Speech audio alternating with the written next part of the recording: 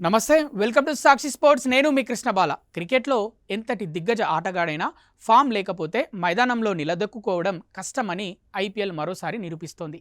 ఈ సీజన్లో ఇప్పటి వరకు జరిగిన మ్యాచ్లను విశ్లేషిస్తే Nicholas Pooran, Cameron Green, Travis Head వంటి విధ్వంసకర ఆటగాళ్లు పరుగుల కోసం చెమటోడుస్తున్నారు.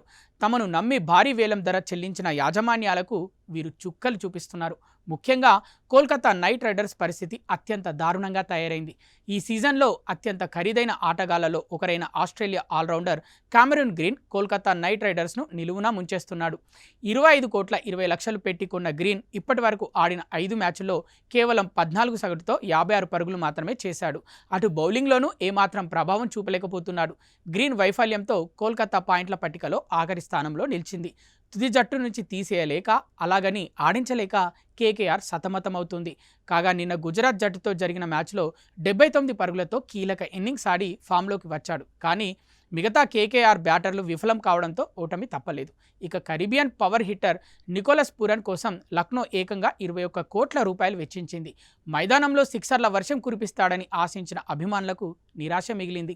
బ్యాటింగ్ క్రమంలో జరుగుతున్న మార్పుల వల్ల తన లయను కోల్పోయిన పూరన్ 5 మ్యాచ్ల్లో కేవలం 42 పరుగులు మాత్రమే చేశాడు. సగటు కేవలం 8.40గా ఉండటం లక్నో విజయావకాశాలను దెబ్బతీస్తోంది. ఈ పేలవ ఫామ్ కారణంగా లక్నో ఇప్పటికే 3 మ్యాచ్ల్లో పరాజయం పాలైంది.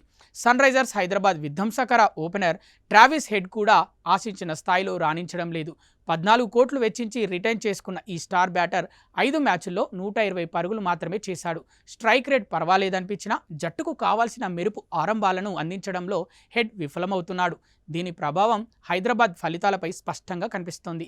ఈ ముగ్గురు ఆటగాళ్ల వైఫల్యం ఐపీఎల్ చరిత్రలో వేలం వ్యూహాలపై మరోసారి చర్చకు దారితీసింది. భారీ ధర చెల్లించినంత మాత్రాన విజయాలు వరించవని, మైదానంలో ప్రదర్శన మాత్రమే ముఖ్యమని ఈ సీజన్ నిరూపిస్తోంది. రానున్న మ్యాచ్లోనైనా వీరు పుంజుకుంటారో లేదో వేచి చూడాలి.